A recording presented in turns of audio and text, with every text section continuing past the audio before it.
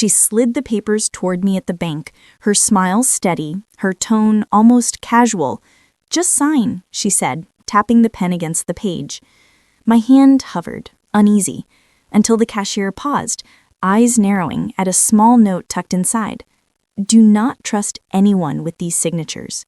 In that instant, I realized my own daughter was leading me into something I couldn't yet name. My name is Maria. I'm a mother, steady and careful, someone who believed my daughter carried the values I had worked so hard to give her. If this story grips you the way it still grips me, take a moment to like this video, share your thoughts in the comments, and subscribe for more true stories like this. She called me from college on a quiet Tuesday morning. The line rang twice before she picked up, her voice light and lively. "Mom, I thought I could help you with some forms," she said. Her words were casual, almost cheerful, but there was a quick edge to them, a kind of urgency she didn't usually have. I was at the kitchen table, a mug of coffee cooling beside me, bills and papers spread out like a small battlefield. I had been putting off sorting through them for weeks.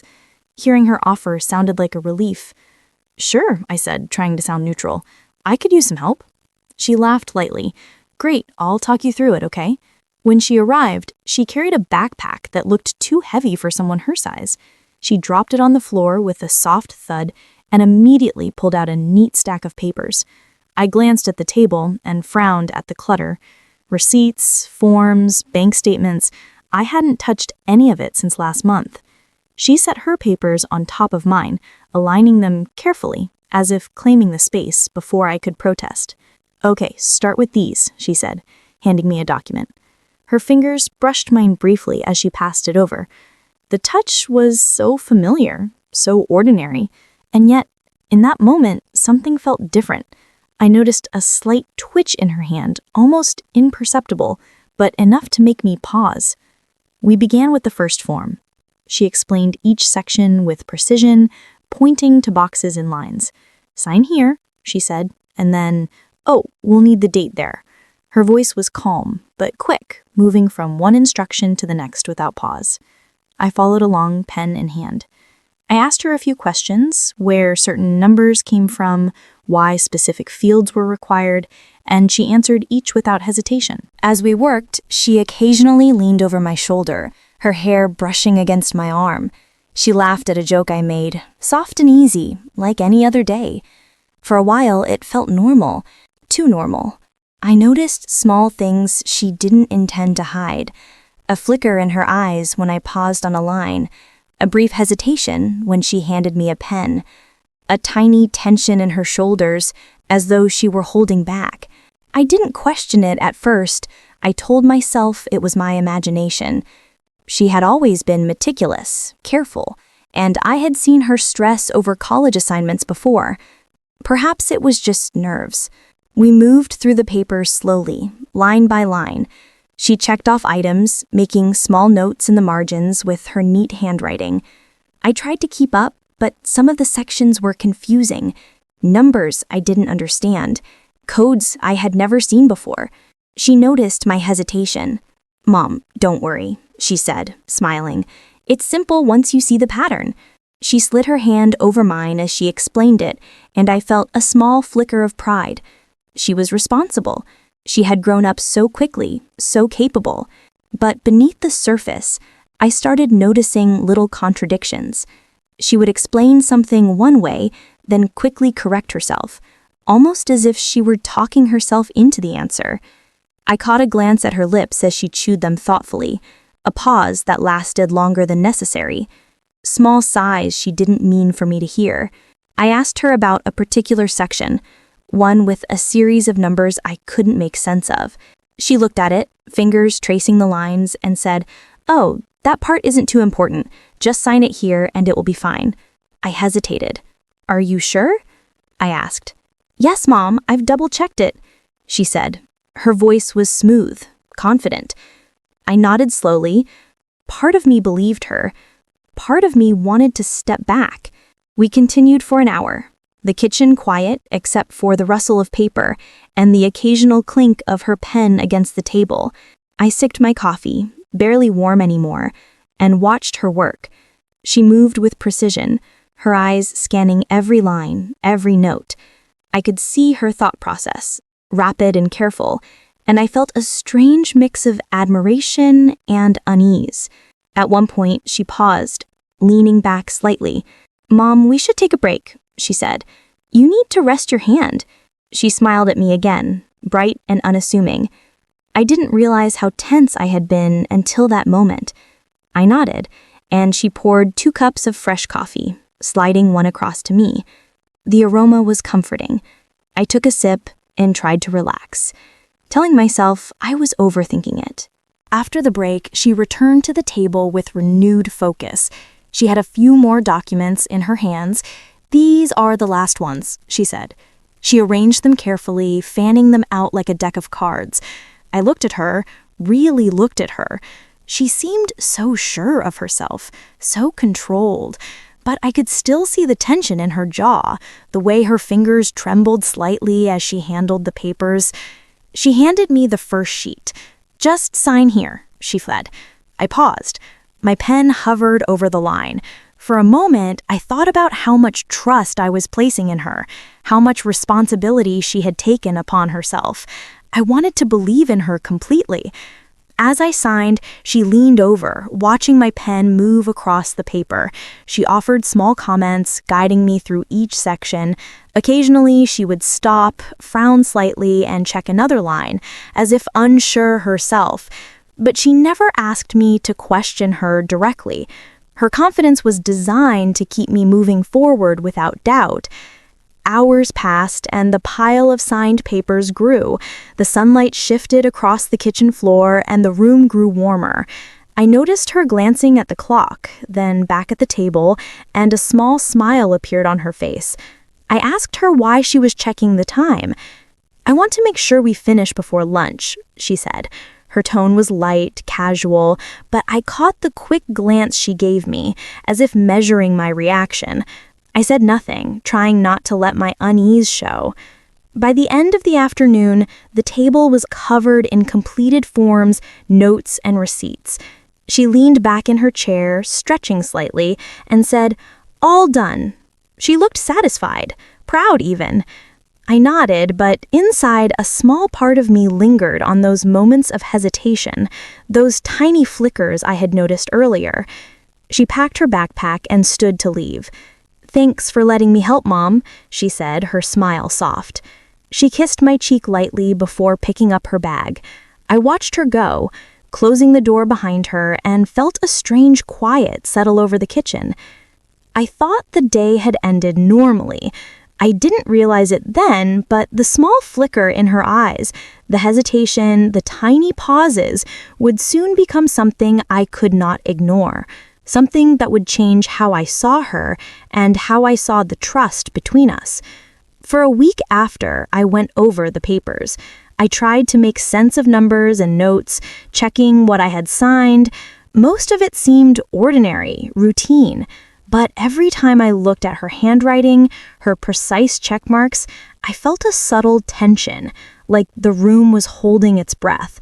Something had shifted that day at the kitchen table, though I couldn't put a name to it. It began innocently enough, a simple offer to help, a mother trusting her child, a daughter taking responsibility. Yet beneath it all, a small shadow had appeared, unseen at first, but quietly waiting. I followed her into the bank, my hands empty, but my mind heavy.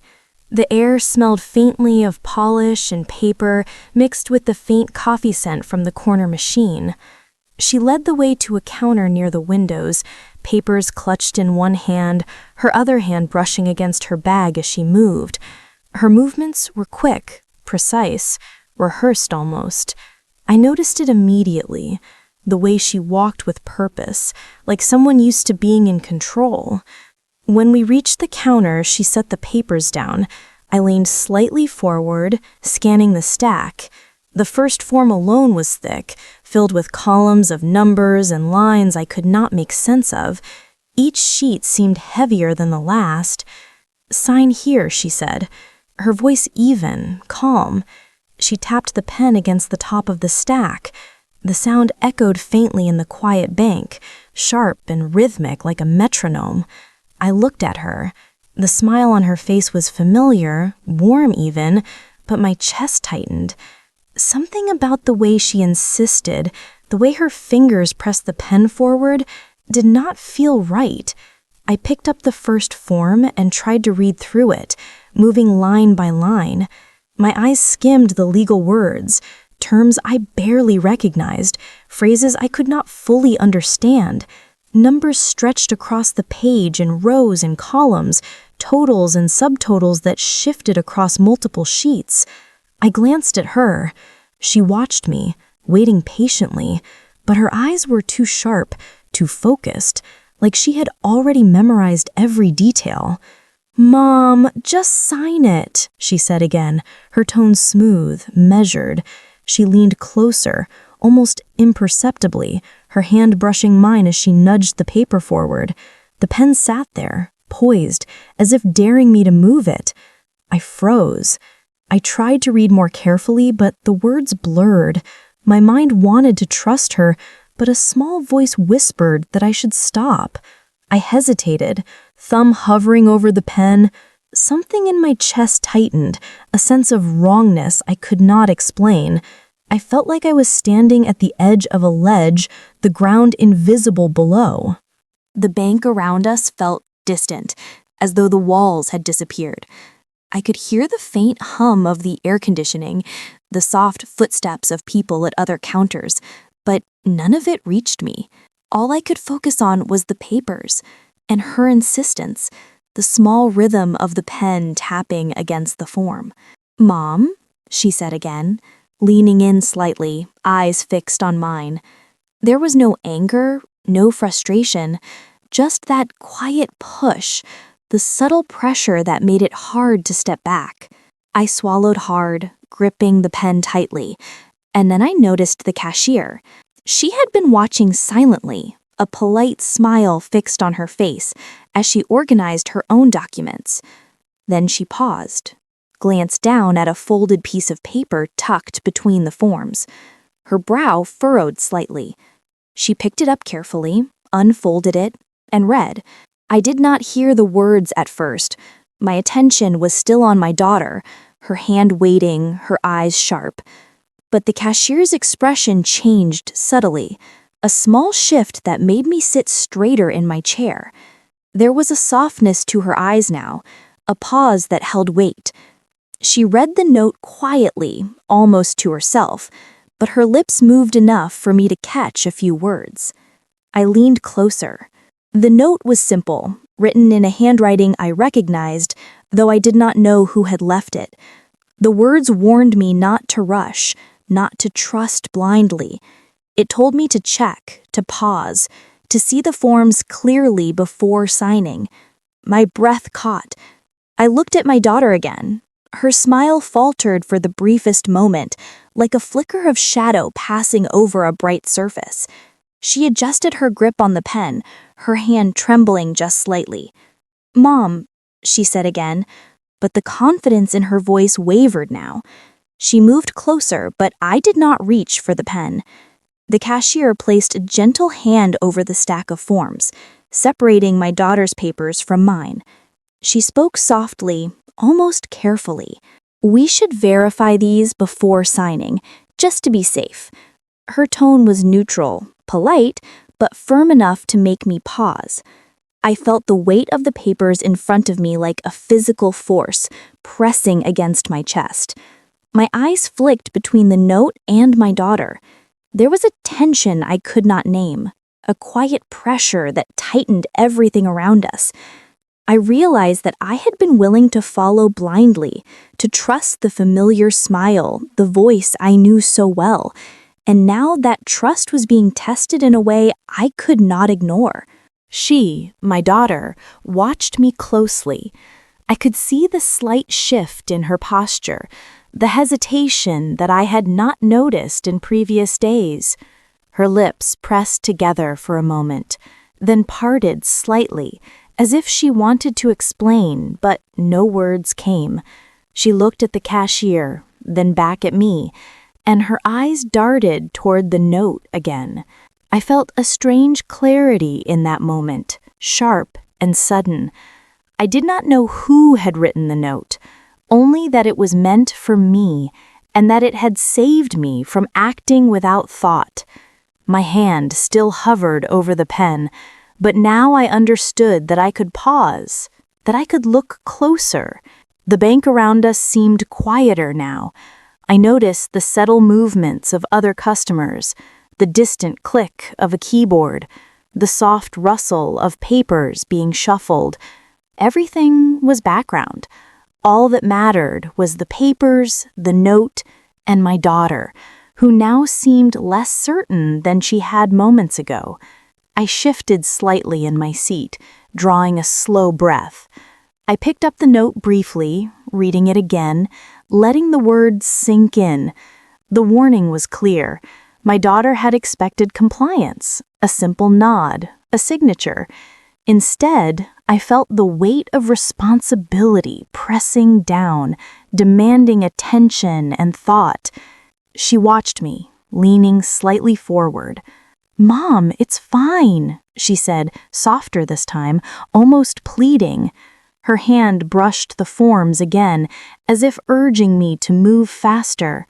But I held my ground. The cashier, still observing, gave a small nod, encouraging me without speaking. There was an understanding in her eyes, a quiet acknowledgement of what might happen if the papers were signed too quickly. I felt a mix of relief and confusion. Relief that I had paused, that someone else had noticed. Confusion because the person I had trusted, my own daughter, was now standing beside me, her earlier confidence replaced with something uncertain, almost fragile. I glanced at the forms again.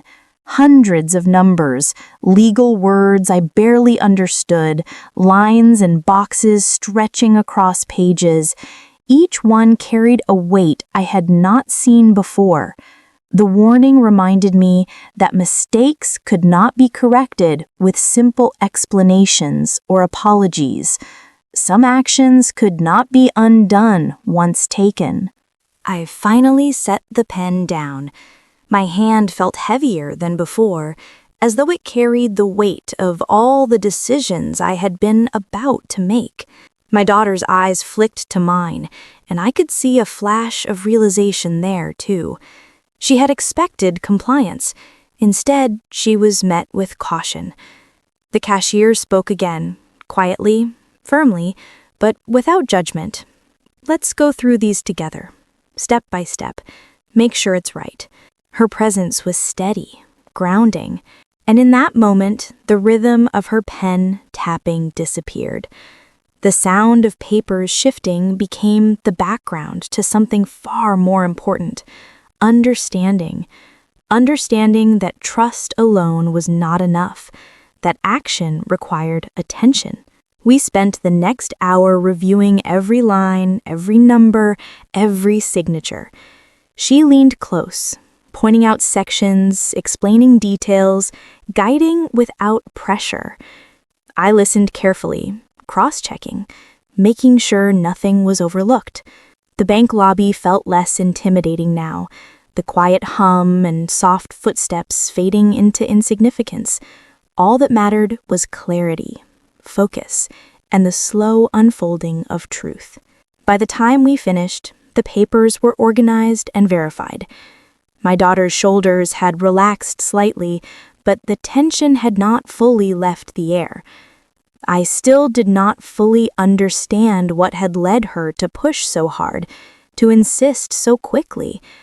I only knew that we had avoided a mistake, a misstep that could have had serious consequences. The note, the cashier's careful observation, the moment of pause, they had changed everything. Not in a dramatic flash, not with anger or shouting, but quietly, with presence and attention. I looked at my daughter one last time before leaving the counter. Her expression was complex, a mixture of relief, hesitation, and something I could not name. I wondered how long it would take to understand the choices she had made and the pressures that had pushed her to this point. We walked out of the bank together, carrying papers and quiet thoughts. The sunlight outside felt sharper, clearer somehow, as if it had waited for this moment of pause. I kept the note folded carefully in my hand, a reminder that sometimes caution mattered more than trust, and that the people we love most can surprise us in ways we cannot predict. We had been at the counter for what felt like hours, though I knew it was probably closer to 40 minutes. My daughter had arranged the papers neatly in front of us, tapping the pen lightly against the top sheet. I kept my hand near the edge, resisting the urge to grab it and just start signing. Something in the air told me to wait. The cashier leaned forward, her posture calm but her eyes sharp. She had been quiet up to that point, a neutral presence as she processed other customers behind her, but now her gaze lingered longer on the pile of papers. I noticed the way she tilted her head slightly, scanning each page, her lips pressed together.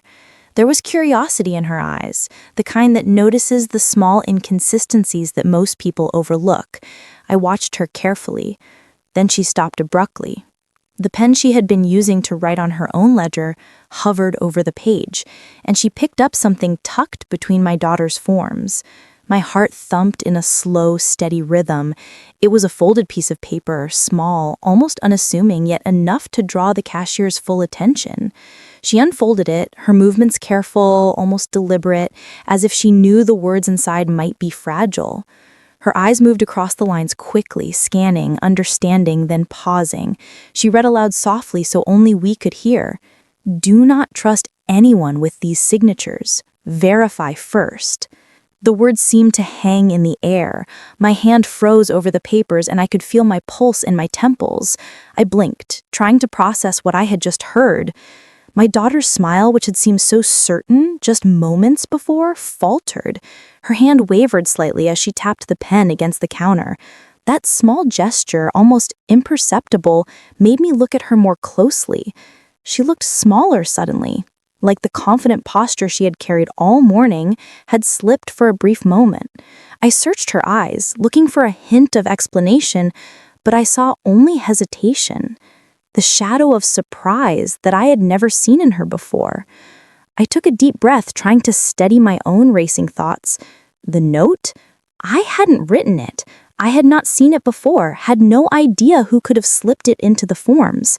Someone else knew enough to warn me, someone careful, observant. My chest tightened, not with panic, but with the stark realization that I had nearly moved too quickly, blindly following her lead. The cashier folded the note back carefully and placed it on the counter.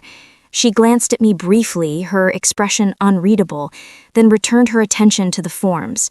I could feel her eyes on us, measuring, considering. There was no judgment in her look, only an alertness that made me feel safer and, at the same time, more exposed. I shifted in my seat, trying to keep calm.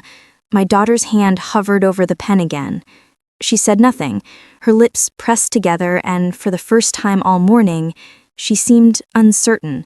I could see the faint lines of thought moving behind her eyes, the calculations she had been making that I could not follow. She had expected compliance. Instead, she faced my caution, and something in her demeanor had changed. "Mom," she said quietly, the edge of her voice softer than before. "It's fine, really." I didn't respond immediately. My mind was too busy processing the note, the words echoing, "Do not trust anyone. Verify first." I felt a strange mixture of relief and alarm. Relief because someone had noticed, someone had warned me. Alarm because my daughter, my own child, was pushing me to act in ways that could have led to mistakes, irreversible ones. The cashier's eyes never left the forms, though. She sorted through them carefully, separating pages here and there, stacking documents with an exactness that made me wonder how long she had been trained to notice such small cues. I realized that her skepticism had likely prevented me from signing blindly. The thought settled heavily in my chest. I finally looked at my daughter. She leaned slightly forward, as if to close the space between us, and offered a tentative smile. But it was not the same smile I had seen that morning. It lacked the full confidence, the certainty. Her eyes flicked to the note, then back to me. A small tremor passed through her hand, and she set the pen down, almost as if she were surrendering to the unexpected pause. "What is that?" I asked, gesturing subtly toward the note. She froze, her eyes widening just enough for me to see the uncertainty. "It's nothing," she said softly, almost a whisper. I didn't believe her. The tremor in her hand, the falter in her voice, and the brief hesitation in her eyes said more than words ever could. I leaned closer, careful not to startle her, and watched her closely. My pulse was steady now, focused on observation.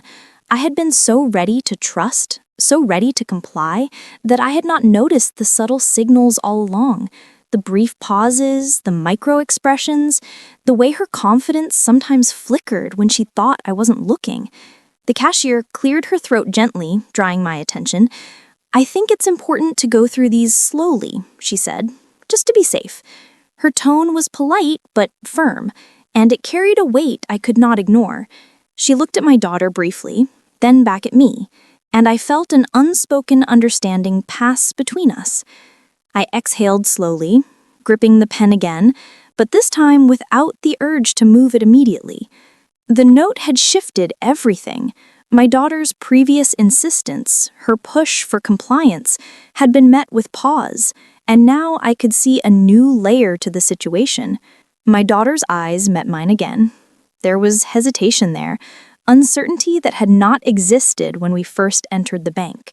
She shifted in her seat, tugging slightly at her sleeve, and for the first time she seemed human in the way that I remembered when she was younger, vulnerable, unsure, waiting for guidance she did not have. I watched her for a long moment, the note, the cashier's careful attention, the falter in her voice. They had created a space in which I could think clearly. I could see the danger that had been hidden beneath the surface of her insistence. I could see that this was no longer about a favor or a simple request. Something else had been at play, something I could not yet name. I reached for the first form, not to sign, but to review. Line by line, number by number, I examined what had been placed in front of me. My daughter leaned in slightly, watching, her hands resting on the counter. She did not speak, she did not insist. For the first time that day, she waited, observing me as I moved deliberately through the papers. The cashier continued her quiet work beside us, occasionally glancing up, her eyes trained on the documents, not on us. Her presence was steady, grounding. I realized then that she had become more than a bystander. She had become a safeguard, a witness to the moment where trust met caution. Minutes passed. I reviewed one sheet after another, confirming figures, checking lines, noting details I had initially overlooked.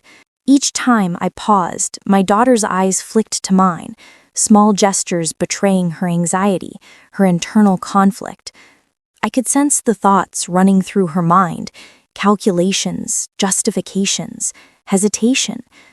I did not interrupt. I only observed, letting her see that I was aware, that I was not blindly moving forward. By the time I reached the final page, I had gathered enough understanding to feel a cautious relief. The note had been right. Verification mattered. Trust alone was not enough, and my daughter, faced with my pause and the quiet attention of the cashier, had shown me a glimpse of herself I had never seen before. Someone caught between instruction and consequence, desire and responsibility. I folded the note carefully and tucked it beside the forms. My daughter looked at me, searching for a reaction. I offered none, only a steady gaze, allowing her to meet it on her own terms. She exhaled quietly, almost imperceptibly, and for the first time her posture relaxed, her hands unclenching slightly. The cashier nodded once, small and almost invisible, but it carried the weight of understanding. She had watched the subtle exchange, recognized the hesitation, and allowed space for clarity to emerge. The moment, though quiet, felt significant. A line had been drawn between impulse and caution, between instinct and observation. We left the counter shortly after, carrying the papers carefully, but the air between us had shifted.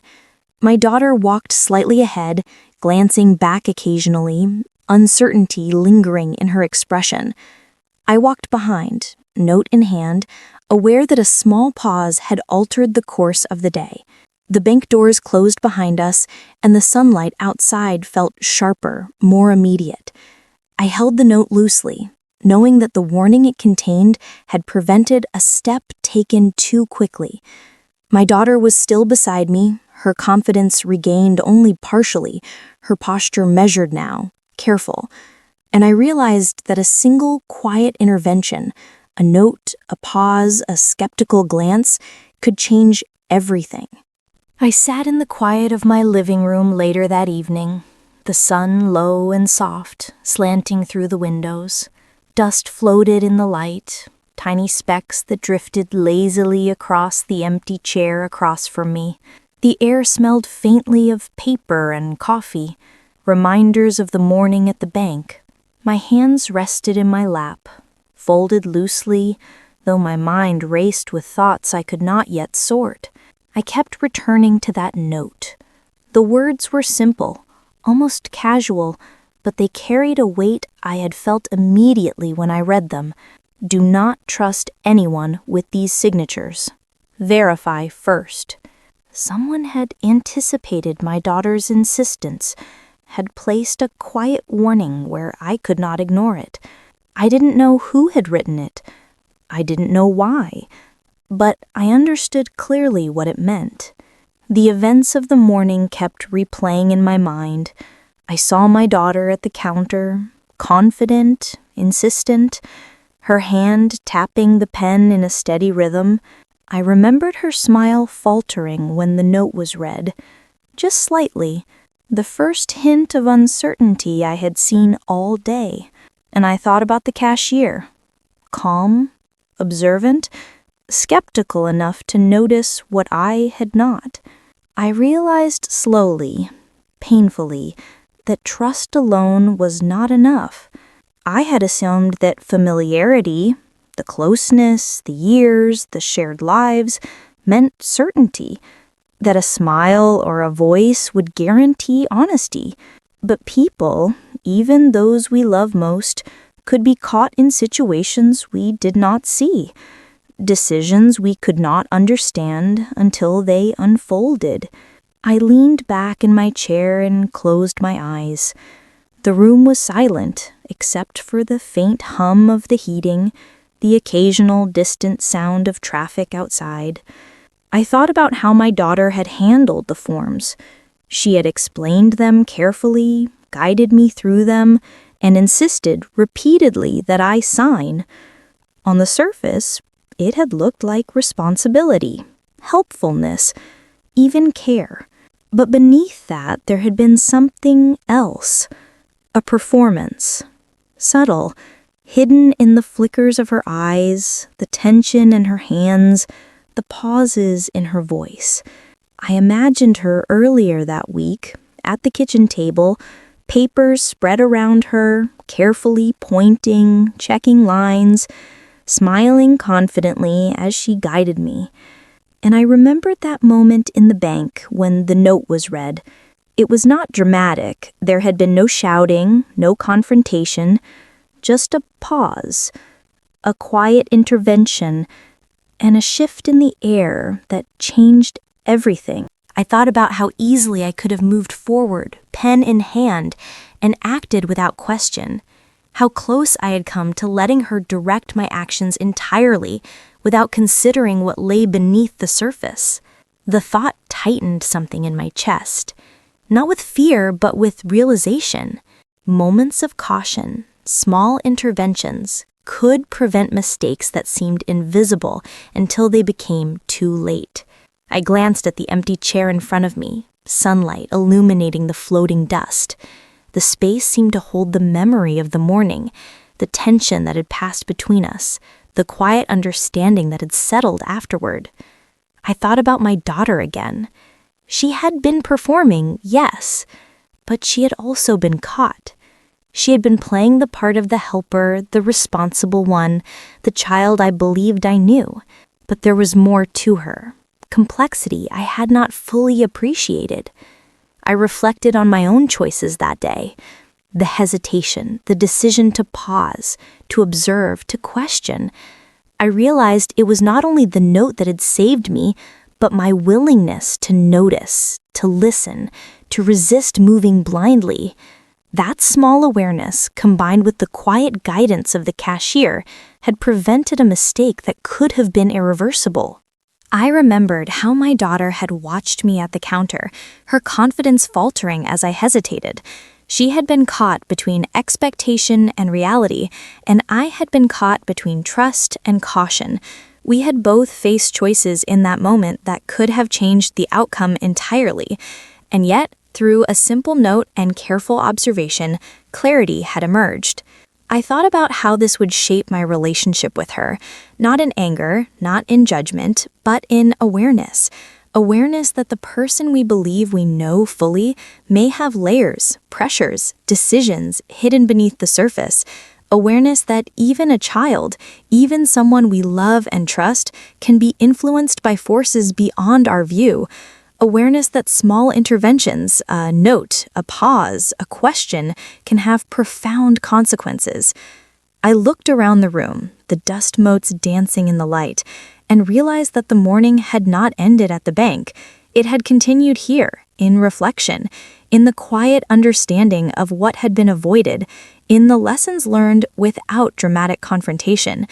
I thought about how my daughter might have felt, how she had navigated her role, the pressure she had carried, and I understood that mistakes are rarely obvious until they are close enough to touch. I sat with that thought for a long time, letting the sunlight warm my arms, feeling the stillness of the room, and the presence of the day's events around me. I thought about trust, responsibility, awareness, and the fragile balance between guidance and independence. The note had been a small thing, quiet, almost invisible, but it had shifted the course of the day. It had created space for clarity, for measured decisions, for understanding.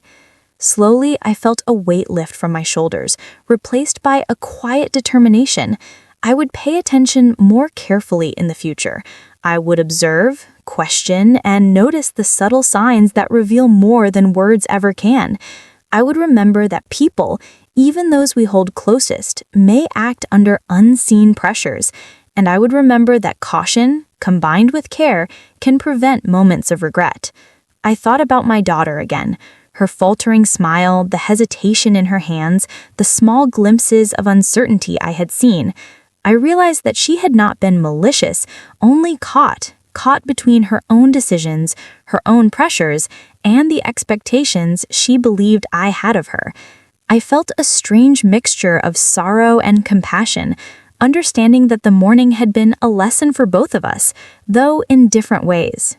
I glanced once more at the sunlight on the empty chair, dust motes drifting like tiny signals in the air.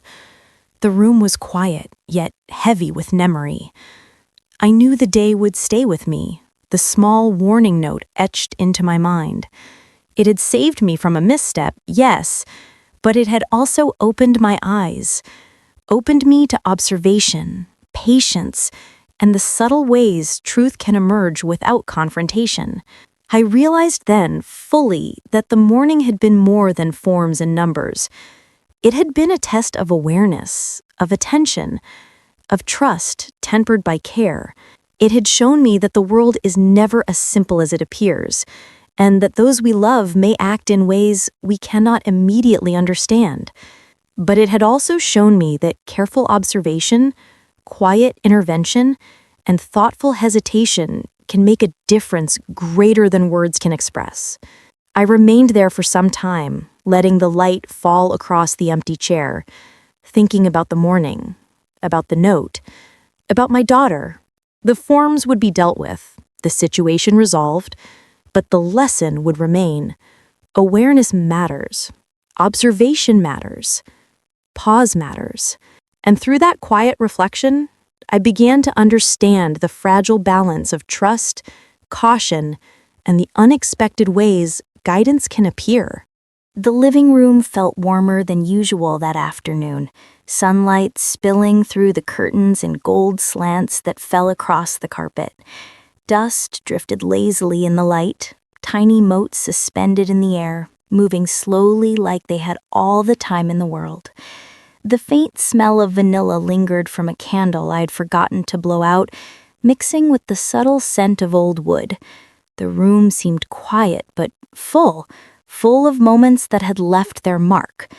On the walls, family photos captured fleeting seconds, her small hands wrapped around mine as we baked cookies, smiles that could light the room, eyes wide with curiosity. In one frame, she perched on the edge of the couch, absorbed in a book, lips moving as she read aloud. In another, she balanced coins carefully in tiny jars, counting with care, wanting to understand the value of each one. Those moments felt alive again, even though years had passed. She had always approached tasks with precision. I could see it in the photos, but also in how she moved through the house back then. Methodical, attentive, yet playful. Helping me fold laundry, stacking papers neatly on the kitchen counter, or checking the bills with a furrowed brow that showed concentration far beyond her years. She wanted to get things right, not for me, not just for the routine, but because she understood responsibility. Her laughter had a way of filling the house without effort, echoing in corners that usually held only quiet. Even mundane chores seemed lighter when she was around.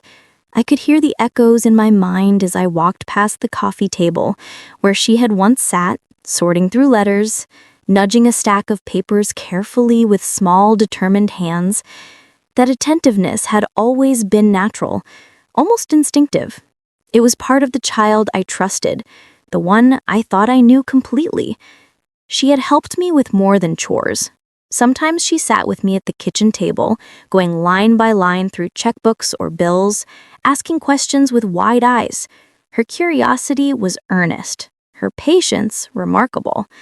I guided her slowly, explaining numbers, totals, discrepancies, showing her not only how to balance accounts, but why each step mattered.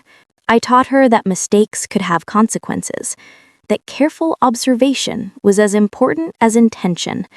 She had listened, absorbed, asked more questions, corrected herself, and sometimes smiled when she realized she understood something new. And then I thought of the contrast. This same child, careful, attentive, curious, honest, had been at the bank that morning, pushing forms into my hands, insisting I sign with a confidence I barely recognized. The small tremor in her hand, the brief falter in her smile, the tapping of the pen, it was all so different from what I had known. It hit me how easily familiarity could mask uncertainty, how roles could shift under pressure. Her confidence at the counter had been convincing. I almost moved forward without question, almost followed the rhythm she set, but the note, quiet and precise, had forced a pause. And in that pause, I saw layers I had not considered before. The pressure she was under, the choices she had to navigate, the line between helpfulness and manipulation, intentional or not. I traced a finger along the edge of a photo where she held a small potted plant, leaves straight and strong, stems thriving under her care. That plant had grown because she had been careful, nurturing, observant. And now, looking back on the bank, I could see how the same carefulness had been applied differently, directed by circumstances I could not see, motives I could not fully know. I walked slowly to the bookshelf and let my fingers brush over the spines of books we had read together. Stories about honesty, courage, and choices. We had spent evenings reading aloud, discussing what the characters had done, and comparing it to our own decisions. She had always asked thoughtful questions, wanting to understand not just the story, but the principles behind it. That same curiosity had carried into the kitchen, the chores, the small lessons of daily life. But at the bank, it had been redirected in a way I could not yet fully decipher. Her presence in those memories, the warmth, the care, the laughter, contrasted sharply with the tension I had felt just hours ago. Her insistence, her controlled tone, her small gestures, all of it had been familiar and yet unsettling.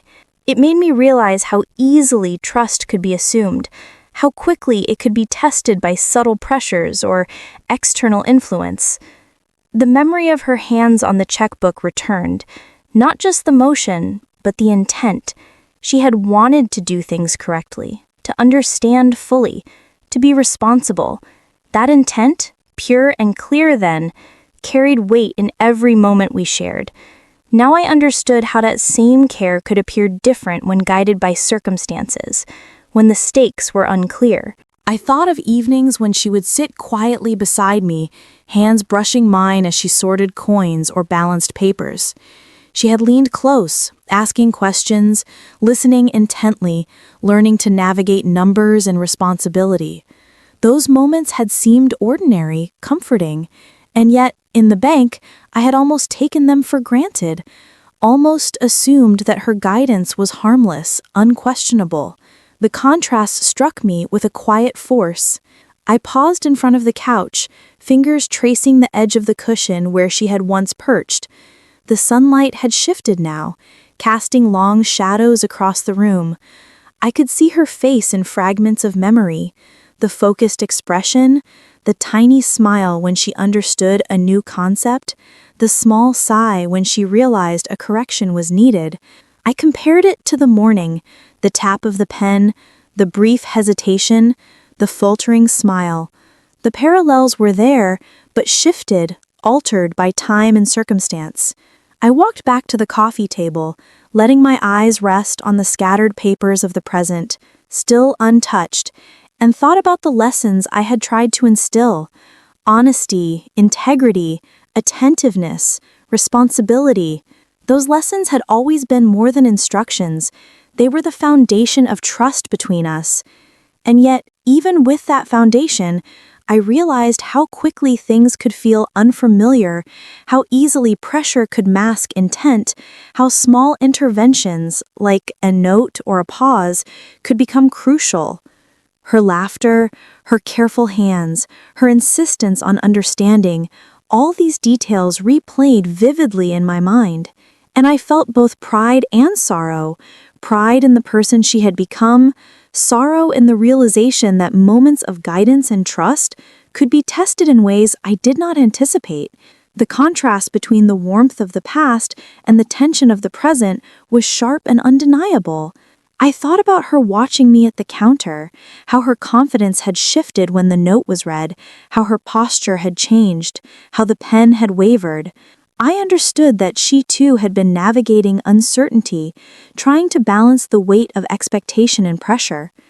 The child I had known, who had learned to care deeply, had now been confronted with a moment that tested her in ways I could not immediately interpret. I sat down on the couch, sunlight warming my face, and let the memories flow with the present. Each moment of laughter, care, guidance, and teaching layered on top of the events at the bank, creating a complex web of understanding. I realized that parenting, trust, and observation are never as simple as they seem. Even the most careful guidance could meet circumstances I could not predict. And yet, in this reflection, I found clarity. The lessons remained, not lost, but transformed. Awareness, careful observation, and patience were as crucial as instruction and trust. I would watch, notice, and guide, not blindly follow. And I would remember that the child I had once guided, the one who balanced coins, nurtured plants, and learned with careful attention, was capable of complexity, pressure, and missteps, just like any adult facing a situation they did not fully understand. I let the sunlight fall across the room, illuminating the photos and the dust motes. and I understood something quietly, firmly. The past and present were intertwined. The memories of her care, attention, and innocence were not erased by the bank incident. Instead, they became a lens through which I could view the present with patience and clarity, ready to respond with caution and awareness. I glanced once more at the photos on the wall, her small hands, her wide eyes, her careful attention to every detail, and I understood that the lessons I had taught her were still alive. They were visible in her actions, even when circumstances led to tension or misunderstanding. And I realized that reflection, observation, and awareness, combined with the guidance and care we share, could navigate even the most uncertain moments. The pen rested in my hand, its weight far heavier than such a small thing should carry. My fingers curled around it, but I didn't move. Instead, I let the silence stretch, every second deliberate. Finally, I placed it on the counter, slowly, deliberately, so the sound of it settling against the paper was sharp in the quiet room. "I can't," I said, my voice steady, though inside my chest tightened. The shift was immediate. Her eyes met mine, and in that instant, I didn't see the child whose laughter once filled this house, whose hands once tugged at mine for guidance. I saw something harder. Her eyes flashed with something I struggled to recognize: desperation, calculation, the urge to control the moment before it slipped from her grasp. She blinked, the mask slipping only briefly, then leaned closer, lowering her voice. "Mom, it's just a form. Don't make this harder than it needs to be." The way she said it, it wasn't pleading, it was urging, pressing, almost commanding. It unsettled me, not because of the words themselves, but because of the tone, a tone I had never associated with her. I glanced toward the cashier. She hadn't moved, but her gaze was steady, her presence quiet but strong, like a wall standing firm against pressure. She looked between us, her expression unreadable, though her eyes held the calm weight of someone who had seen many versions of this moment before. "We need to double-check these forms," the cashier said finally, her voice level, professional, carrying no judgment. The words broke through the tension like a door opening to fresh air. The heaviness in my chest lifted just enough for me to breathe again. I could feel the shift immediately, the pressure loosening, the certainty of my daughter faltering as another authority entered the space. My daughter's jaw tightened. She straightened, her fingers tapping once against the counter, then stilling. "Double check? For what? It's all there. We've been through this already." Her tone was sharp now, clipped, trying to hold control. The cashier didn't flinch. "It's standard," she said calmly, flipping through the stack with practiced ease. Her fingers separated the pages with precision, her eyes scanning details quickly, catching things I would never have noticed. "We want to be sure everything is accurate. For both of you." Both of you. The words landed with quiet emphasis, directed at me as much as at her. I caught the cashier's glance, brief but steady, and I understood what she was doing. She wasn't just processing paperwork. She was protecting space. For me, for choice, for caution. I sat straighter in my chair, folding my hands in my lap. My daughter let out a small breath, sharp at the edges, then leaned closer again. Her voice dropped, soft enough that only I could hear. "Mom, please, don't make this a scene." Her words might have sounded like a plea, but her eyes betrayed something else. Urgency, frustration, the beginnings of panic. She wanted me to move quickly, to override my hesitation. And yet, the more she pressed, the more I pulled back inside myself, gathering the quiet strength I hadn't realized I still carried. "This isn't about a scene," I replied softly. "It's about being careful." She shook her head slightly, almost imperceptibly, and for a moment I saw the child I used to know, The small furrow in her brow, the way her lips pressed together when she was frustrated but didn't want to show it. But the mask returned quickly, her posture tightening as she looked toward the cashier again. The silence stretched, papers shuffled, pens clicked at other counters. The air conditioner hummed faintly overhead. Every small sound seemed magnified against the tension coiled between us. The cashier spoke again, still calm, still steady. "It's not unusual. These documents carry weight. They deserve time." I felt the truth of that statement settle in my bones. They deserve time. Not rush, not pressure, not blind compliance. Time to read, to think, to understand. My daughter exhaled sharply through her nose. "We don't need to drag this out," she said, her tone cooler now, though her hands betrayed her. She tapped her fingers lightly on the counter, restless, betraying the nerves she tried to hide. I studied her face, the lines of frustration, the flicker of panic, the effort to hold on to authority she had not fully earned. And underneath it all, the child I once knew, the one who had learned patience, honesty, responsibility at my side. That child was still there, but buried under something else now: pressure, influence, perhaps even fear. I set my hands flat on the counter, grounding myself in the moment. "If it deserves time," I said quietly, "then we'll take time." Her eyes snapped to mine again, sharp, searching.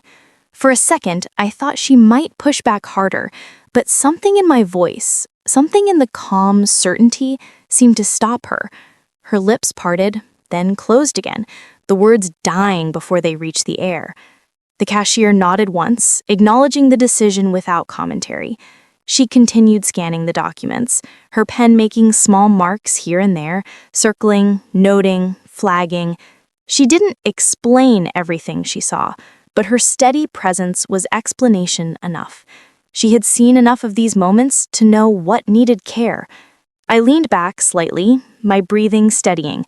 My daughter shifted in her seat, her hands retreating into her lap, her shoulders tightening. For the first time since we entered the bank, she looked less certain, less in control. And for the first time, I felt the balance tilt, not against her, but toward clarity. We sat like that for several minutes, the silence broken only by the quiet work of the cashier. Each page turned felt like another layer of fog lifting, another chance to see clearly. I let the pause do its work, resisting the urge to fill it with words. Finally, the cashier placed the stack neatly on the counter. She looked at me first, then at my daughter, and said simply, "We'll need a supervisor to review these." The words landed with finality, closing the space for argument. My daughter's eyes widened slightly, then narrowed, her jaw tightening again.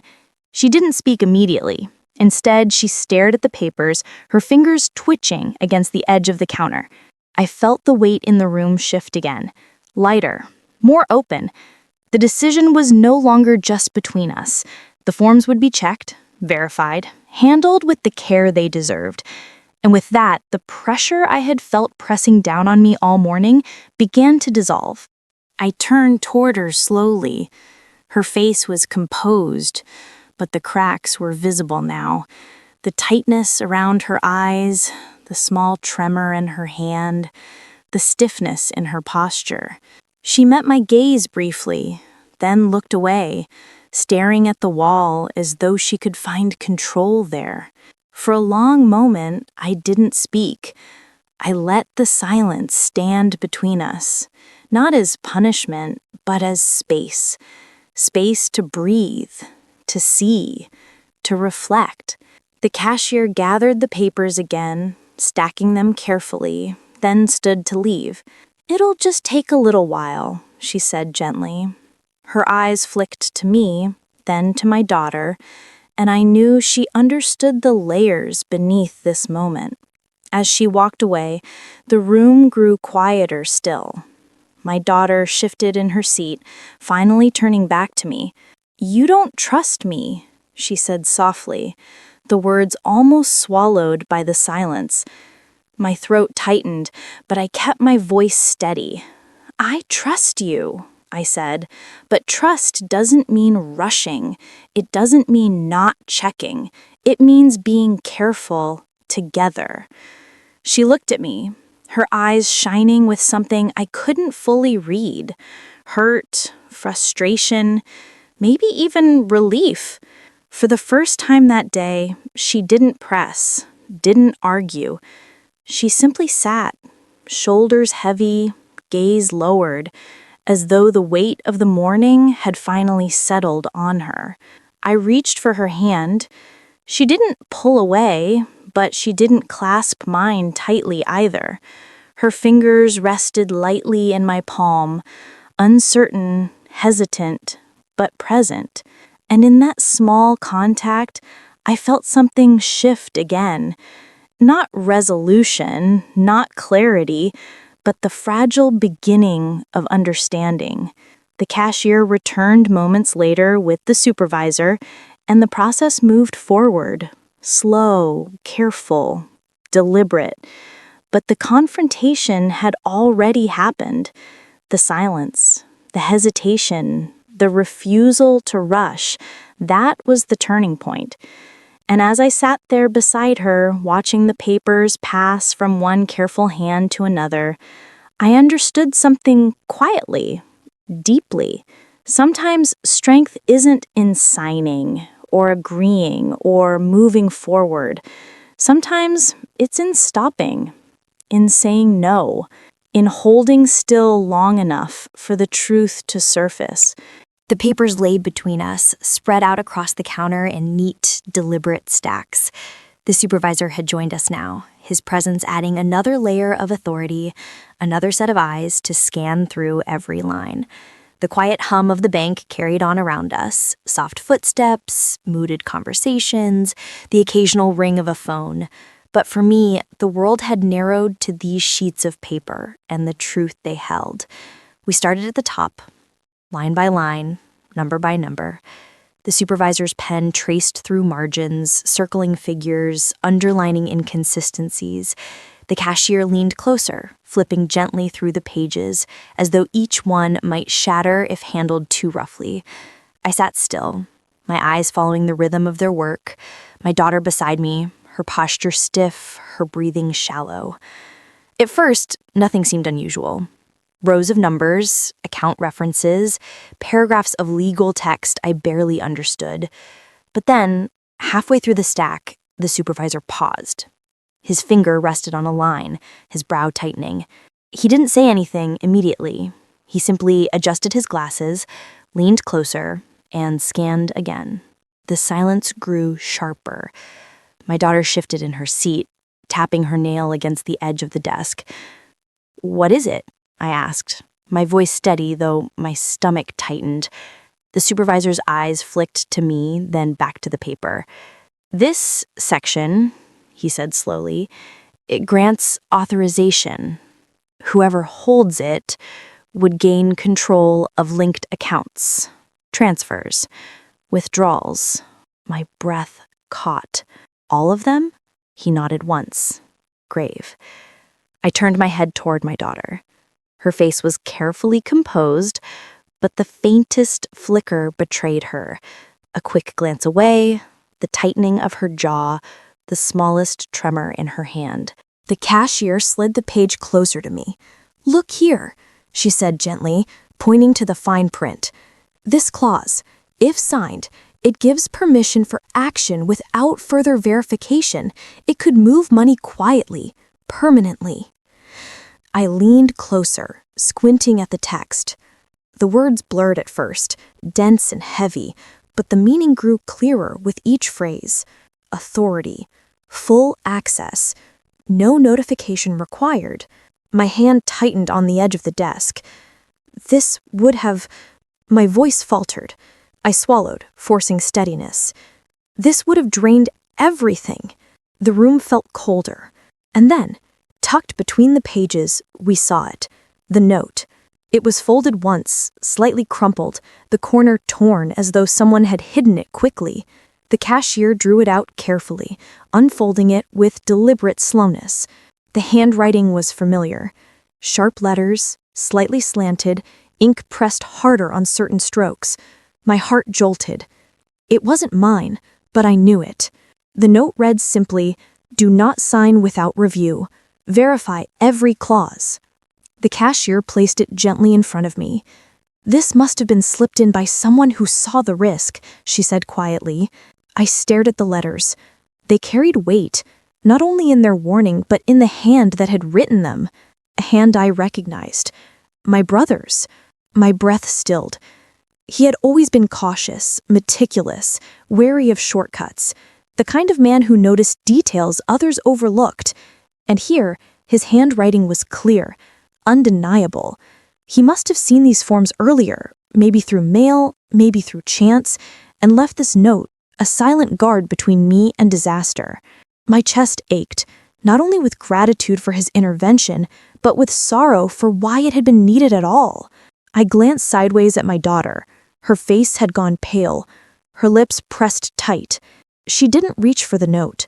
She didn't deny its meaning. She only stared at the words as if they burned. The supervisor cleared his throat. "This was no simple mistake," he said, his tone careful but firm. "These forms were designed to look legitimate, but the clauses, they're manipulative, hidden in technical language. Signing would have shifted control away from you, permanently. Permanently." The word rang in my ears. I looked at her again. My daughter, my child, the one who had sat with me at the kitchen table, balanced numbers with tiny hands, the one whose laughter had once filled these rooms. She had handed me these forms, urging me to sign, pressing me with the pen as though the act were simple, harmless. My throat tightened. My heart ached. Not just for the loss that could have been, but for her, for the fact that she had been part of this. "Why?" The words slipped out, quiet, broken. She blinked. Her eyes darted toward mine, then away again. Her mouth opened, closed, opened once more. But no words came. The silence grew heavier. The supervisor set the papers aside, stacking them neatly, his expression unreadable. The cashier leaned back slightly, giving space, but not leaving. Finally, my daughter whispered, "It wasn't supposed to be like this." Her voice cracked, thin, trembling at the edges. I leaned forward, searching her face. Then what was it supposed to be? She shook her head, her eyes glistening. I thought it would be simple, quick. No one would notice." My chest tightened further. No one would notice what? Her eyes dropped to the papers. She didn't answer. The note lay between us still, the handwriting unmistakable, the warning undeniable. My brother had seen what I could not, and because of that, because of those few words scribbled on torn paper, the disaster had been stopped. But the ache in me grew heavier, sharper, not only for the money that might have been lost, not for the accounts that had nearly been emptied, but for the trust that had already slipped away. I reached out, slowly, and touched the edge of the note. My finger traced the familiar letters, steady and sure. Then I turned my hand, resting it palm down on the paper, grounding myself in its truth. Across from me, my daughter's shoulders slumped. For the first time, she looked small, fragile, not calculating, but exposed. The mask she had worn since stepping into the bank cracked, and I saw what lay beneath. Fear, guilt, confusion. I wanted to reach for her hand again, but I didn't. Not yet. Because this wasn't just about what could have been lost in numbers, it was about what had already been lost between us. And sitting there, under the bright lights of the bank, the note between us, I understood the weight of both. The attic smelled faintly of dust and cedar, the scent of things stored and rarely disturbed. I had pulled out a box that had sat untouched for years, its corners frayed, the tape yellowed with age. Inside, beneath old blankets and forgotten holiday decorations, were the pieces of her childhood I had saved. Notebooks, crayon drawings, school projects, scraps of paper filled with the careful scrawl of a little girl learning her place in the world. I carried the box down to the kitchen table, setting it gently where the morning sun pooled across the wood. The light made the papers glow softly, edges curling, colors fading but still bright enough to pull me back. The first page I lifted was a drawing, a house, uneven but full of warmth, windows colored blue, smoke curling from a crooked chimney. Beside it, two stick figures stood holding hands. She had drawn herself small, her hair a swirl of yellow, and me taller, with a triangle dress and an exaggerated smile. At the bottom, in shaky letters, she had written, "Home is safe." I ran my fingers across the waxy lines of crayon, the words pressing deeper into me now than they ever had before. Safe. That had been my promise to her, unspoken but constant. To teach her, to guide her, to keep her safe. The next notebook I opened was filled with math problems, numbers carefully written in pencil, some smudged from eraser marks. In the margins, she had doodled hearts and stars, as if to soften the seriousness of learning. Tucked between the pages, I found a list in her tiny handwriting. Be kind. Tell the truth. Share. Don't lie. They were rules she had written for herself after one of our talks. She must have been no older than 6. I had sat her on the edge of the bed, explaining that trust was like glass. Once cracked, it could be mended, but the lines would always remain. She had nodded solemnly, then written her own version of the lesson, committing it to paper as though the act itself would make it permanent. I traced those words now, feeling the sting of irony. Trust. Truth. The very lessons I had given her had not kept her from leading me into that bank, from pressing a pen into my hand with urgency that felt more like command than care. It's strange, isn't it, how lessons meant to protect can sometimes blind us. I had believed teaching her about honesty and responsibility would shield us both. I had believed that if I showed her the difference between right and wrong, she would always choose the right path. But teaching doesn't guarantee choosing. As I turned more pages, memories rose like old songs. Her small voice reading back to me the rules we had practiced, her hand slipping into mine when she promised she would always do good, her laughter when she caught herself making a mistake and corrected it proudly. She had wanted so badly to please, to prove she understood. One notebook held a short story she had written in 3rd grade. The title was scrawled across the top, "The Honest Tree." It was about a tree that gave advice to children who asked questions. One child asked if lying would help her get what she wanted faster. The tree's answer was simple. Maybe, but you will lose more than you gain. She had written that at 8 years old. Her own words, her own understanding. I closed the notebook slowly, letting the weight of it sink in. She had known. She had understood. At least once the lesson had been alive in her. So what had changed? The bank, the papers, the urgency in her eyes? She hadn't stumbled into that moment by accident. She had carried the knowledge of right and wrong. And yet she had still pressed me forward. Why? Pressure? Influence? Fear? I didn't know. And that not knowing hurt more than the discovery of the scheme itself. I lifted another page from the box, this one a letter she had written to me on Mother's Day when she was 10. The spelling wasn't perfect, the words uneven, but the message was clear. Thank you for always being on my side. I will always be on yours. My throat tightened. Those words written in bright purple marker stared back at me now with a cruel twist of irony. Always on my side. That promise, so simple, had carried me for years. And yet, sitting at the bank, pen in hand, I had felt her on the other side of the line, urging me towards something I couldn't name but knew was wrong. The ache grew heavier. I spread the papers out on the table, each one a fragment of who she had been, the rules she had written, the drawings of home, the stories about honesty. the letters full of gratitude and promises. They all pointed to a child who once believed in the very things that now seemed blurred, bent, or broken. I pressed my palm against the table, grounding myself in the wood beneath me, the steady sunlight across my skin. These weren't just keepsakes, they were evidence.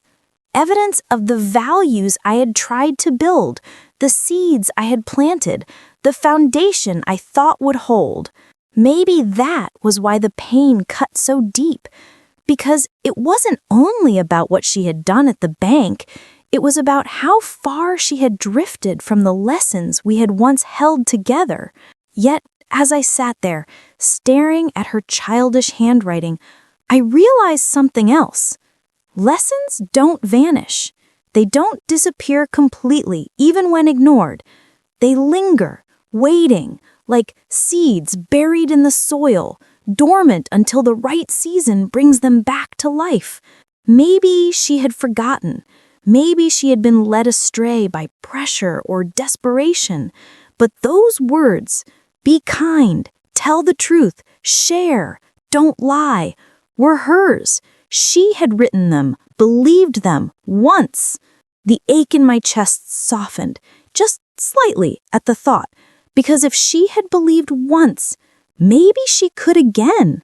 I gathered the papers back into the box, slower this time, each page handled with care.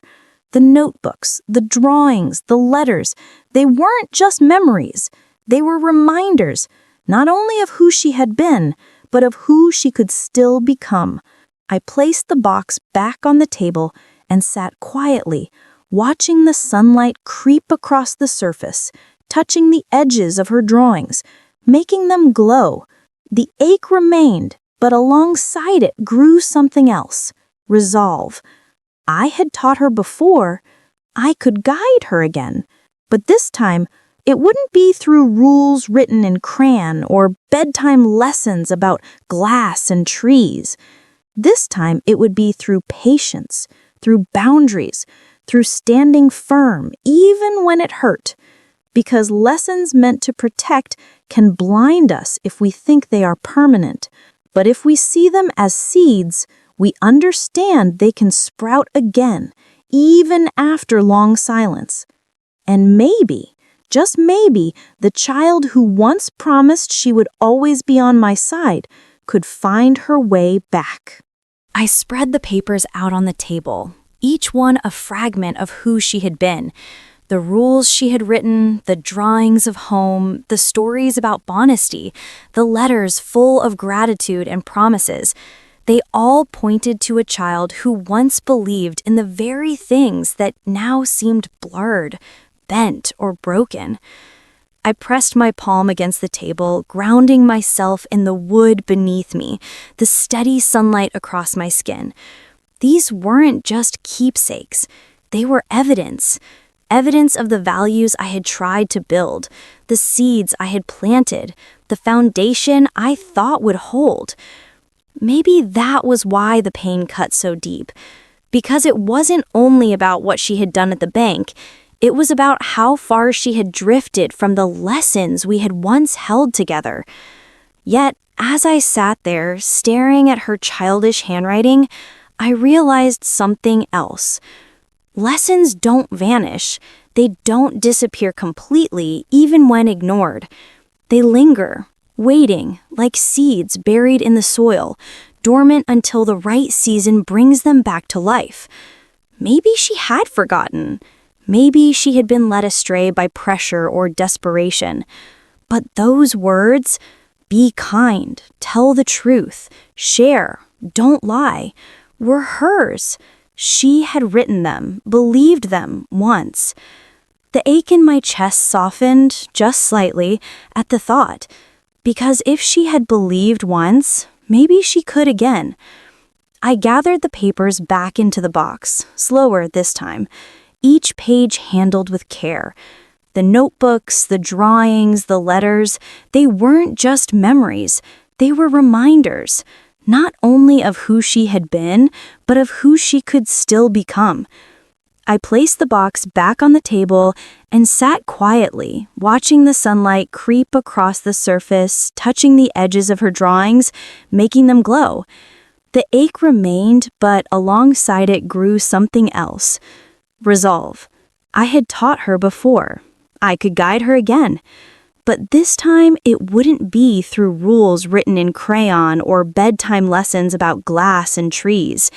This time, it would be through patience, through boundaries, through standing firm even when it hurt. Because lessons meant to protect can blind us if we think they are permanent. But if we see them as seeds, we understand they can sprout again, even after long silence. And maybe, just maybe, the child who once promised she would always be on my side could find her way back. Her shoulders shook. She took a sharp breath, and then the dam broke. I didn't think you'd notice. They said you wouldn't, that you'd just sign that it would be easy, and if I helped, it would all be fine. The words they hung in the air like a shadow. I felt my chest tighten. Who? She shook her head quickly, as though the name itself was too dangerous to speak. It doesn't matter. It does. My voice sharpened, but not with anger, with urgency. Who? Her eyes finally met mine, wide, pleading, and in them I saw not malice, but fear. Raw, consuming fear. The kind that buries itself deep, gnaws from the inside, and pushes someone to do things they would never choose on their own. I didn't want to, she whispered, the words tumbling out. They told me if I didn't get you to sign, there would be consequences. For me, for us. I thought if I just did it, it would all go away. Her confession cracked something inside me. Not anger, but sorrow. The ache of seeing her cornered, manipulated, trapped in something she didn't fully understand. I sat back slowly, letting the truth settle. The picture shifted. No longer my daughter standing as the architect of betrayal, but as a pawn caught in a game she wasn't ready for. Pressured, threatened, dragged into shadows too deep for her to navigate alone. And in that moment, I realized something I had resisted all day. Betrayal isn't always born of malice. Sometimes it is born of fear. I reached across the table, laying my hand gently over hers. She flinched at first, instinctively pulling back, then stilled. Her fingers trembled beneath my touch. You should have told me, I said softly. Her lips parted, a sob caught in her throat. I was scared. I know. The sun outside dipped lower, its light softening, casting the bank in hues of orange and red. The world beyond those windows kept moving, but here, in this small space carved out of ordinary life, everything shifted. The forms on the desk were no longer just paper. The signatures were no longer just ink. This moment was no longer just about money. It was about trust strained, love tested, and fear uncovered. I studied her face, so familiar and yet so new to me now. The little girl who once wrote, "Be kind, tell the truth," in her notebook sat before me, older, but still carrying that same fragile heart, now bruised by something larger than herself. I need you to understand, I said, my voice steady. What happened here today, it could have destroyed us, not just the accounts, us. Her tears fell faster, her hands trembling harder under mine. I didn't know what else to do. There is always another choice, I whispered. Always. She shook her head weakly. Not for me, not this time. I wanted to press, to demand names, details, answers. But looking at her then, I knew the deeper truth. She was already carrying more weight than she could bear.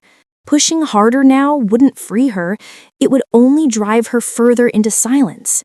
So I held her hand tighter, anchoring her in the moment, in the certainty of my presence. We'll face this, I said firmly, together, but no more secrets. Do you understand? Her eyes lifted to mine, wet and desperate, searching for something, absolution perhaps, or the strength to believe my words.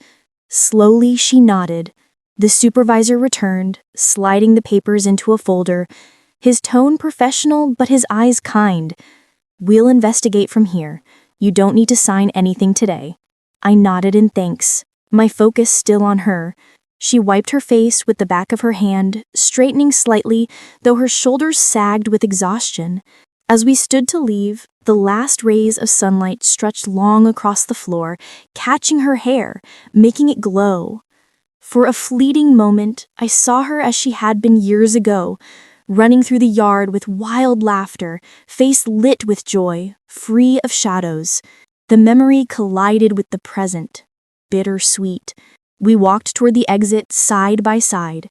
The glass doors reflected the fading sky, a canvas of orange bleeding into purple.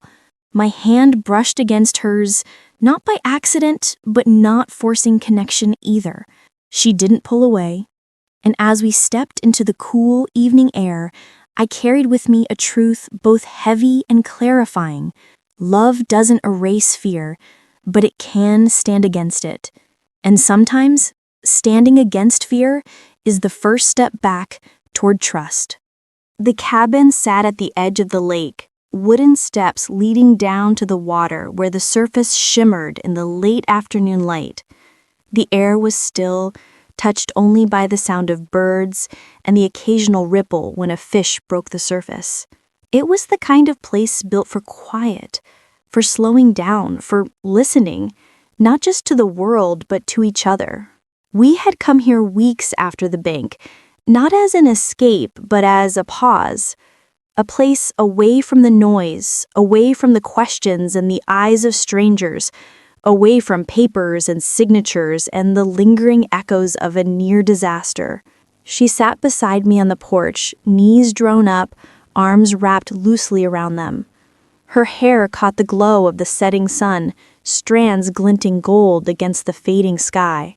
I watched her profile, the curve of her cheek, the faint tension in her jaw, the way her eyes remained fixed on the water as though it could hold the answers she had been too afraid to say aloud. I didn't rush her. There was no lecture waiting on my tongue, no anger pressed sharp behind my teeth. The weeks between had softened the raw edges of that day, leaving behind something quieter but no less heavy, questions, waiting patiently, and beneath them, a choice, to scold or to listen, to demand or to receive. So I waited. The silence stretched, comfortable at first, then fragile, then finally breaking under her voice, soft and uneven. "I owe you the truth." Her words startled the air, but not me. I had been waiting for them. She swallowed hard, her fingers tightening around her knees. It wasn't just me. It never was. There were people, friends at school, but not really friends. They promised things, made it sound harmless at first. Just getting you to sign something, helping with a form. Easy, no risk. Her voice cracked on the last word. I said nothing, keeping my eyes on the water, giving her the space to go on. "They said everyone does it, that nobody gets hurt, that it was just paperwork, just moving money from one place to another. But when I asked questions, they got sharp. They told me I'd better not back out, that if I didn't help, they'd—" She broke off, pressing her forehead to her knees. "I was scared, Mom, more scared than I've ever been." The words came in waves, tumbling, uneven, as though releasing them carried both relief and pain. "They told me you wouldn't notice, that parents never do. They said if I wanted them to leave me alone, this was the only way. So I told myself it wasn't really wrong. I told myself you'd forgive me if it ever came out." Her shoulders shook with quiet sobs, each one cutting through me. I reached out, laying a hand on her back. Not pressing, not pulling, just resting there, steady. She lifted her head slightly, eyes wet, face flushed. "But when I saw you look at me at the bank, when I saw the way you hesitated, I knew I had crossed a line I couldn't take back. And when the cashier read that note," She trailed off, shaking her head. It felt like someone had reached into the fire and pulled me out before I burned myself completely. I exhaled slowly, the sound merging with the soft lapping of the lake against the shore. The note, the cashier, the pause that had changed everything. Small mercies, arriving at the right moment. You were in over your head, I said quietly. She nodded, ashamed. You let fear drive you. Another nod. And you didn't trust me enough to tell me. Her lips pressed together, trembling. I didn't want you to see me as a failure. I turned then, looking fully at her. A failure is someone who makes a mistake and refuses to face it. You made a mistake, yes, a dangerous one. But sitting here telling me this, that's not failure. That's courage. She blinked rapidly, her tears spilling again, but this time softer. Almost like release. We sat together in silence after that, the words hanging between us. Neither heavy nor light, but true. The sky above the lake deepened to shades of pink and purple, the reflection shimmering across the calm surface. I thought of the years behind us, her drawings, her rules, her promises in crayon and notebook margins. I thought of the bank, the pen pressed into my hand, the note that had stopped me. I thought of now, here, in this quiet place, with the truth laid bare between us. The bond between us had cracked, that much was certain, but cracks don't always mean collapse. Sometimes they mean repair. Not overnight, not fully, but a step forward. I let the quiet stretch again, then spoke, steady but firm. This doesn't end with confession. You need to take responsibility, not just with me, with yourself. Not means cutting ties, standing firm, learning to say no. It won't be easy, but it matters. She nodded quickly, her eyes still fixed on me. I will. I promise. I'm done with them. I don't ever want to feel that kind of fear again.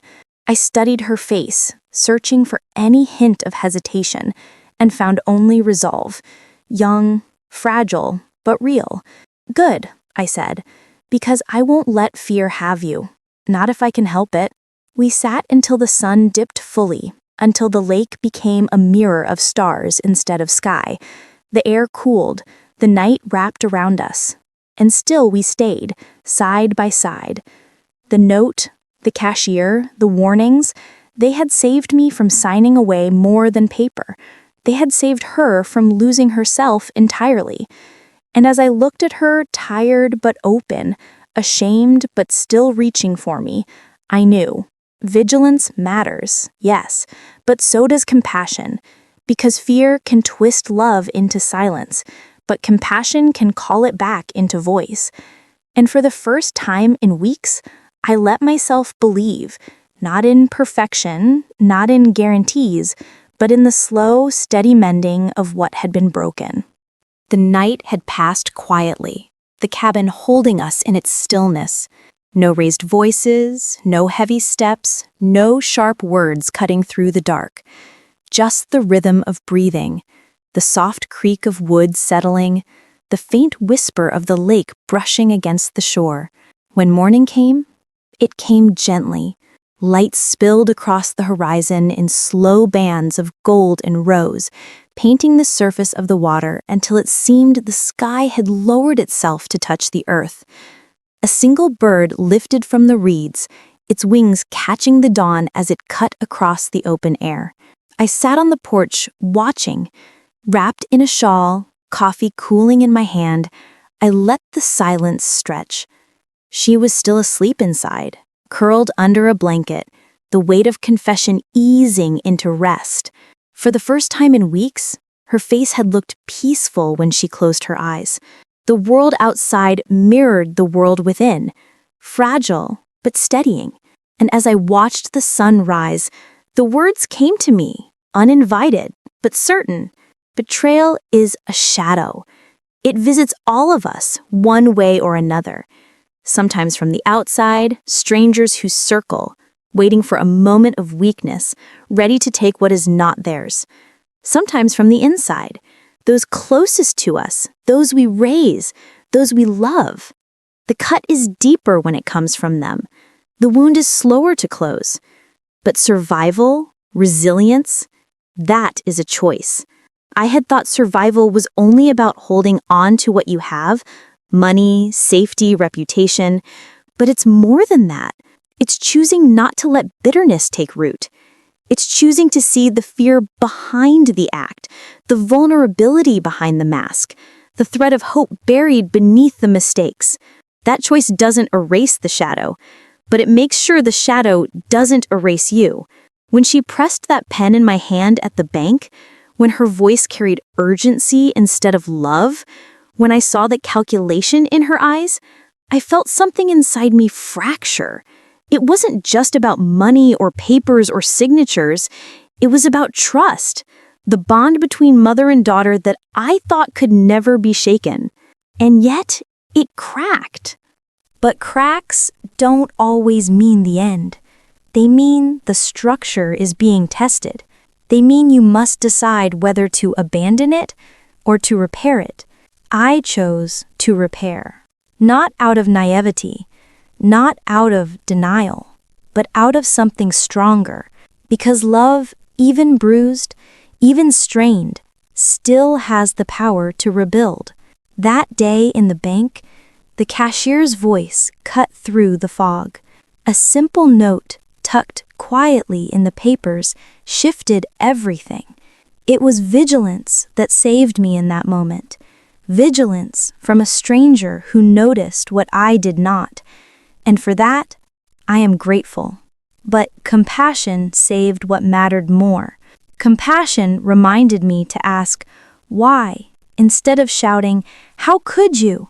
Compassion steadied my hand when hers shook with fear. Compassion let me see the child I had raised, not just the mistake she had made. Weeks later, by this lake, I saw what compassion had left behind. A daughter willing to confess, to take responsibility, to face the people who had pressured her. A daughter who sat beside me, not hiding, not pretending, but learning to trust again. I know the road ahead will not be smooth. Trust does not return overnight. It will take time. It will take patience. It will take boundaries and strength and forgiveness, not as a single act, but as a practice. But as the bird cut across the rising sky, its wings catching the first light, I realized something simple yet profound. We had both chosen. I chose to rebuild, and she chose to help. That is enough for now, because survival is not about erasing the shadow. It is about walking through it, step by step, until the light finds you again. And as the dawn stretched wider, spilling warmth across the calm water, I felt the light reach us both. Thank you for staying with me through this journey. If this story moved you, don't forget to like the video, share your thoughts in the comments, and subscribe to the channel for more true stories like this.